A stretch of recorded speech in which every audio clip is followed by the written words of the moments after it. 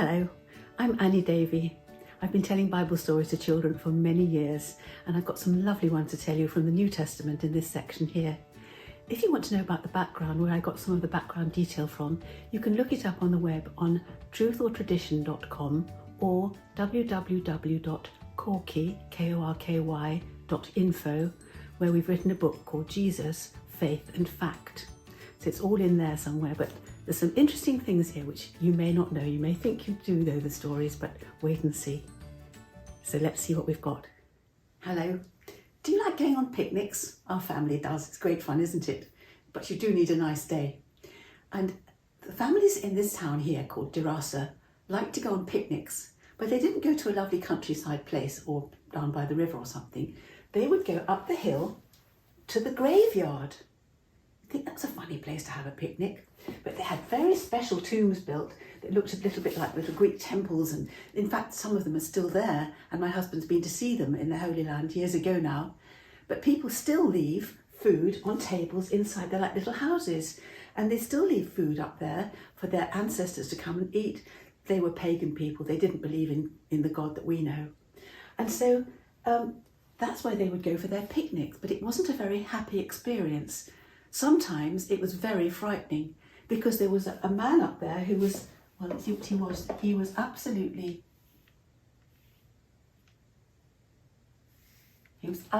wild. And sometimes he would leap out from behind one of the tombs and go, "Ah!" and terrify them. And they would think they'd see mad eyes staring at them round the corner, and they would run away. And they tried tying him up and putting him in prison, and they put chains on him, but the nastiness in him was so strong that he'd even break out of the chains and get out of the prison and run mad again up the hill. It was easy for him to live because they put the food on the tables in the tombs for their ancestors who were dead. So he had the best food, and if it was pouring with rain, he could live inside one of those little houses up there. But it wasn't a very happy existence for him. And you know, sometimes now, even now, people feel they really want to break out and do something completely mad, and they feel lost and sad, and he was completely lost. And then one day, somebody special was coming across the lake from Capernaum. There's the town in Capernaum, the other side of Lake Galilee. Who do you think it was? Let's have a look. I expect you can guess, can't you?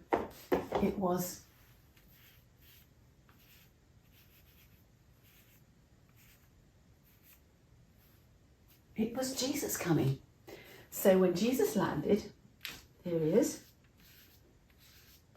and he had how many friends with him?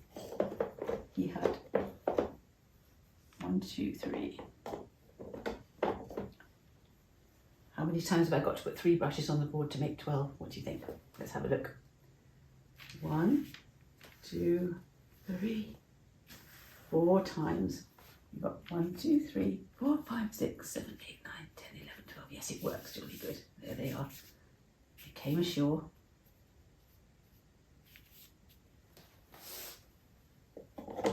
And then they heard a shriek, and the madman, the wild man, came out.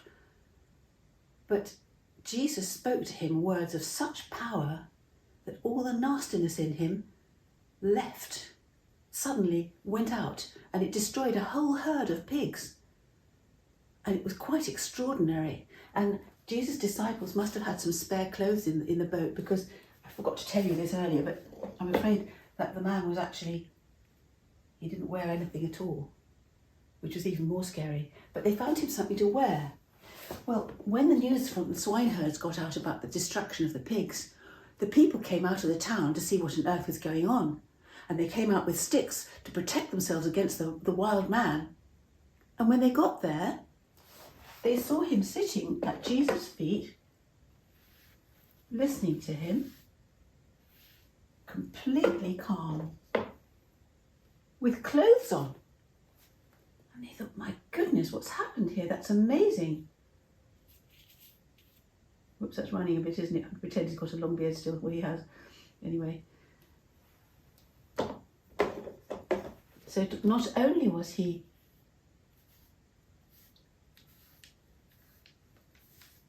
clothed, he was completely calm. completely normal. And he was soaking up the words that Jesus was telling him. He was so completely wonderfully changed. And the people, you would think they would be glad, wouldn't you? But they weren't. They were a bit scared by it, actually, and they were very, very angry about the pigs. And so they said, Jesus, go away. We don't want you here. Look what you've done. And it was very sad, really, but Jesus and the wild man pleaded with Jesus. He said, please, can I come with you? I want to follow you. I want to be with you. And Jesus said, no, I've actually got a job for you to do, my boy. You are to go back home and tell everybody you know what's happened to you. And so that's what he would have done. I'm afraid it's all run, hasn't it? I have to pretend it's some shadow under there, shall we? There we are, make it a bit better. His long beard. So Jesus sent him back, and he went and told everybody. Everybody was amazed at what had happened. And when Jesus went back across the lake to Capernaum, that's when we come to the story of Jairus and his little girl. And that's another story that's on this list of stories already. He'd just come back from there when he met Jairus. And it reminded me, you know, people today, sometimes they'll do something completely wild to try and get away from that feeling of being lost and alone. And they'll take drugs or something like that, and it doesn't help. There was a young woman called Charlotte once who came in to the cafe down in east of Bristol, down in City Road. I used to help down there, years ago this was. And Charlotte wanted to come in for her free toast and tea, but she had her one friend was a white rat, and it would sit on her shoulder, and she wasn't allowed to come into the cafe if she had a pet with her. And so she was very cross about that. So she went outside the cafe, she stuffed the rat down her shirt, buttoned it up tight, and then came in again with her bosom heaving with the rat. And everybody pretended not to notice, but we knew jolly well what she'd done with the rat. So she had her tea and toast, and she went out again. But she was so impressed with the love that the people in that cafe showed her week by week, that one day she asked if she could follow Jesus too. And let's see what he did.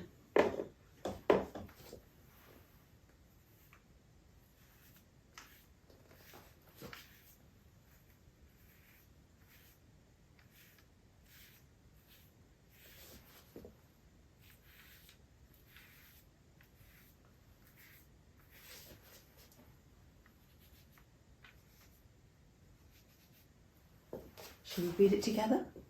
Jesus changed things. He changed the wild man's life, made him completely calm and normal, but he also changed Charlotte's life because she decided she was going to become a new person. Well, in fact, he helped her to become a new person so that she didn't need to have just a rat for a friend. And her Christian friends showed her and taught her all about Jesus. And eventually she decided to go to college, and she learned all she could at college, and she became a barrister. That's somebody who helps people when they're in court and they're in deep trouble. And she was the person who was helping them. It was amazing what happened to her.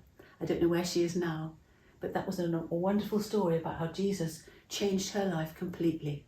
And that's what he does. That's what he came to do.